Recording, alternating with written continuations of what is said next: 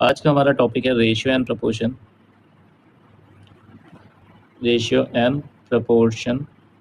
Ratio हम लोग सबसे पहले पढ़ेंगे टॉपिक में, और टाइप 1 क्या आ सकता है इसमें। टाइप 1 ए रेशियो बी, ये डायरेक्ट वैल्यू पर आधारित क्वेश्चन होंगे। आपसे पूछा जाएगा क्या, बताइए 3a प्लस 4b रेशियो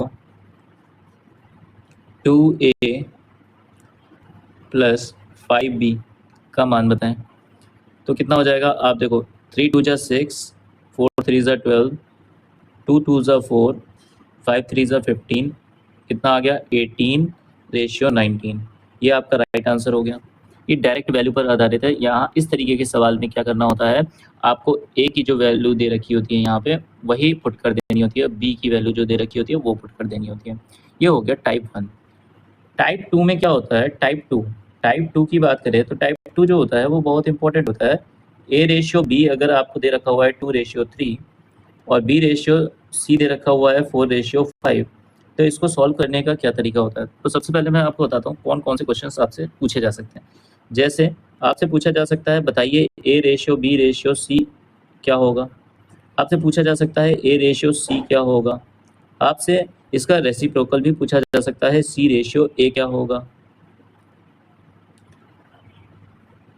ये भी पूछा जा सकता है। ठीक है, तो अगर आपसे मान लीजिए A ratio B ratio C पूछा जाए तो आपको ये रूल निकालना है, ऊपर से नीचे का मल्टीप्लाई ए देगा, नीचे से तिरछा मल्टीप्लाई ऊपर का वो आपको बी देगा, ऊपर से नीचे का मल्टीप्लाई फिर से आपको सी देगा। जैसे 2 4 जा 8, 4 3 जा 12, 3 5 जा 15, ये आ गया आपका A ratio B ratio C. A ratio C अगर पूछा जाए तो 8 रेशियो 15, सी रेशियो ए कहा जाए तो 15 रेशियो 8। अब यहाँ पे एक और क्वेश्चन बना सकता है, वो बताइए 3a रेशियो 4c का मान क्या होगा।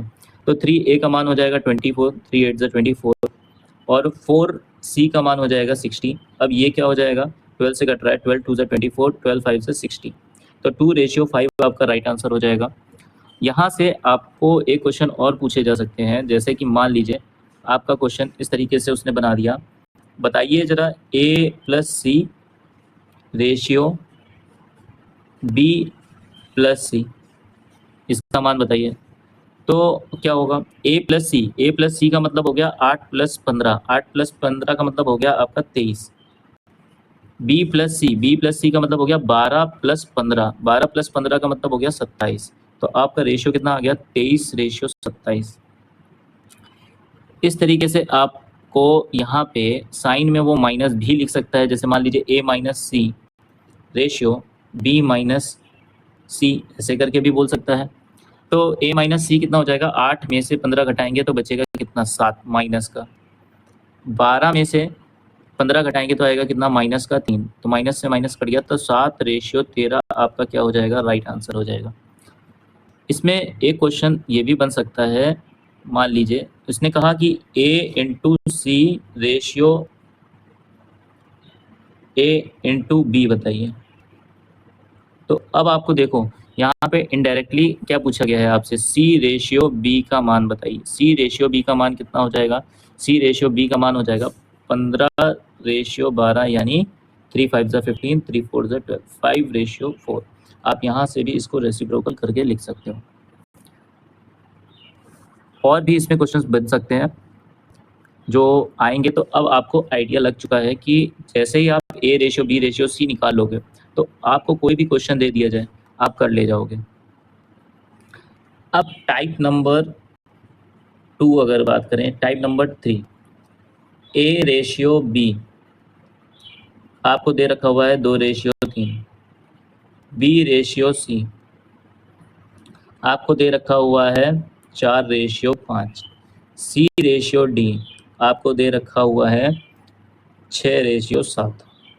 तो अब इसको कैसे करेंगे, तो देखिए ऊपर से नीचे का सब में मल्टीप्लाई लगा लीजिए, A ratio B ratio C ratio D कैसे आ सकता है। 2 4 जा 8, 4 6, 2 4 जा 8, 8 6 जा 48, तो आपका वैल्यू कितना आ गया 48। फिर ऊपर से लास्ट के नीचे के 2 नंबर का मल्टीप्लाई, यानी 3 4 ज़ा 12, 12 6 ज़ा 72। फिर आपको क्या करना है, ऐसे ले जाना है, यानी ऊपर के 2 मल्टीप्लाई फिर तिरछा मल्टीप्लाई, यानी 3 5 ज़ा 15, 15 6 ज़ा 90। फिर सीधा सीधा ऊपर से नीचे का गुणा, यानी 3 5 ज़ा 15, 15 7 ज़ा 105। ये आपका राइट आंसर हो गया। अगर ये सिंप्लीफाइड होता है तो आप सिंप्लीफाई करोगे, अदरवाइज छोड़ दोगे यहीं पे। अब यहाँ से आपसे पूछ सकता है, बताइए ज़रा a plus C ratio b plus D का मान। तो आप क्या बताओगे, a plus C, a plus C का मतलब हो गया 138 रेशियो 72 प्लस 105, 72 105 का मतलब हो गया 177। अगर ये सिंप्लीफाई होता है तो करेंगे, अदरवाइज छोड़ देंगे। जैसे ये 3 से कट जा रहा है, 3 5 ज़ा 15, 3 9 ज़ा 27, 3 4 ज़ा 12, 3 6 ज़ा 18। तो अब आपका नहीं कटेगा, तो 46 रेशियो 59 आपका राइट आंसर हो जाएगा। यहीं पे एक क्वेश्चन और पूछा जा सकता है। मान लीजिए ये वैल्यू आपको दे दे a minus C ratio b minus D, ऐसे करके पूछ लें। या फिर 2a minus 3c ratio 3b minus 4d लिख करके दे दे। तो आपको a ratio b ratio c ratio d पहले निकाल लेना है, उसके बाद वैल्यू को पुट करके रखना है। जैसे यहाँ पे आएगा a माइनस सी, यानी 48 में से आप 90 माइनस करोगे तो कितना आ जाएगा, 48 में से 90 माइनस करोगे तो आ जाएगा 42, और 72 में से 105 माइनस करोगे तो आपके पास वैल्यू कितनी बचने वाली है। अच्छा देखिए, यहाँ 90 माइनस कर रहे हो तो माइनस का 42 आएगा। इसी तरीके से माइनस का कितना आ जाएगा, यहाँ से 32, माइनस से माइनस कट गया। अब ये 2 2 ज़ा 4, 2 1 ज़ा 2, 2 1 ज़ा 2, 2 6 ज़ा 12, 21 रेशियो 16 आपका राइट आंसर हो जाएगा। ओके, आपसे क्वेश्चन ये भी पूछ सकता है, ये क्वेश्चन में घुमा करके, कि बताइए 5a रेशियो 15 या फिर ले लीजिए 17d कितना होगा। तो 5 का मल्टीप्लाई 48 से करोगे, 5 का मल्टीप्लाई 48 से करोगे, रेशियो 17 का मल्टीप्लाई 105 से करोगे। ठीक है, 5 1 ज़ा 5, 5 2 ज़ा 10, 5 1 ज़ा 5। अब यहाँ पे आएगा 48। अच्छा 48 को आप 3 से काट सकते हो, 3 1 ज़ा 3, 3 6 ज़ा 18, 3 7 ज़ा 21, और 17 7 119। तो 16 रेशियो 119 आपका राइट आंसर हो जाएगा। ये रेशियो के सवाल थे आपके पास जो आपसे पूछे जा सकते हैं।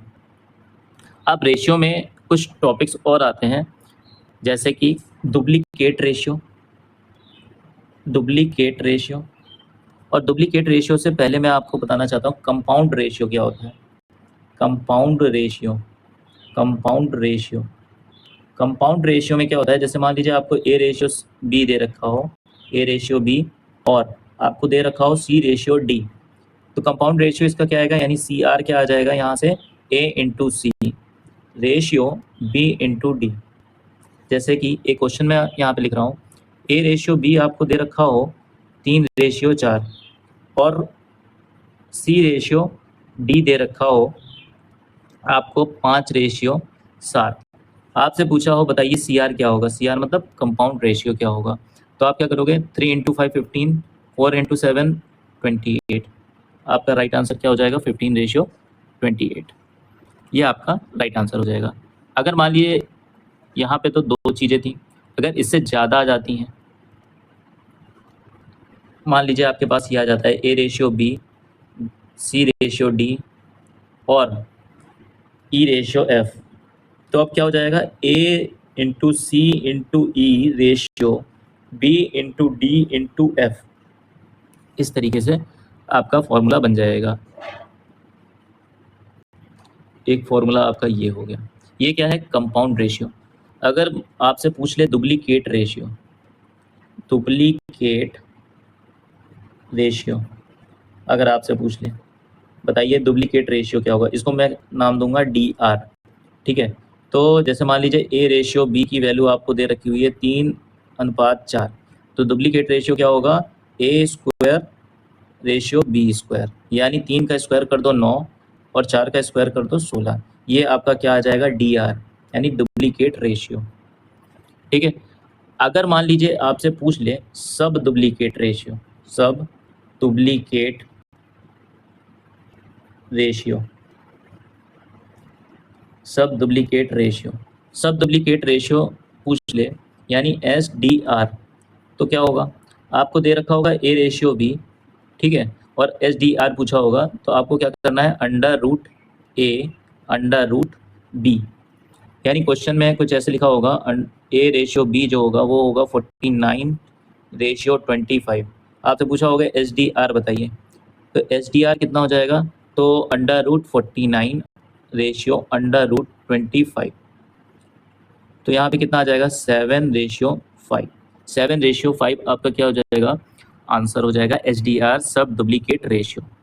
एक होता है ट्रिप्लीकेट रेशियो, क्या होता है, ट्रिप्लीकेट रेशियो, ट्रिप्लीकेट रेशियो आपको दे रखा होगा A रेशियो B, आपसे पूछा होगा TR यानी ट्रिप्लीकेट रेशियो, क्या हो जाएगा A³ रेशियो B का क्यूब। जैसे मान लीजिए आपको दे रखा हुआ है क्वेश्चन में A रेशियो B, बताइए 3/4, तो ट्रिप्लीकेट रेशियो बताइए, तृतीय अनुपात बताइए, डुप्लीकेट रेशियो को कहा जाता है द्वितीय अनुपात बताइए, ट्रिप्लीकेट रेशियो, तो 3 का क्यूब यानी 3 का क्यूब कितना होता है 27, और 4 का क्यूब कितना होता है 64, ये आपका राइट आंसर हो जाएगा।